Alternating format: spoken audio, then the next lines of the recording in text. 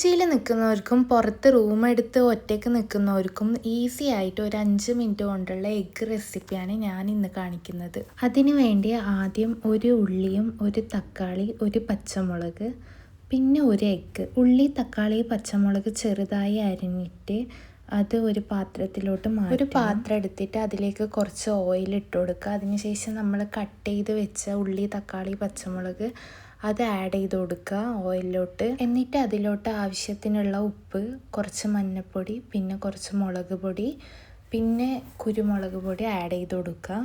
കുരുമുളക് പൊടി ഓപ്ഷനാണ്, ഇഷ്ടമുണ്ടെങ്കിൽ ഫ്ലേവർ ഇഷ്ടപ്പെടുന്നവർ ആഡ് ചെയ്തിട്ട് നല്ല പോലെ അങ്ങ് വഴറ്റിയെടുക്കുക. അതിന് ശേഷം നമുക്ക് ഒരു എഗ്ഗ് നമ്മൾ എഗ്ഗ് എടുത്ത് പൊട്ടിച്ച് വെച്ചതിന് ശേഷം നല്ല രീതിക്ക് മിക്സ് ചെയ്യുക. എന്നിട്ട് ഒരു 2 മിനിറ്റ് അടച്ച് വെക്കുക. അങ്ങനെ 2 മിനിറ്റ് കഴിഞ്ഞാൽ എഗ്ഗ് റെസിപ്പി റെഡി ആയിട്ടുണ്ടാവും.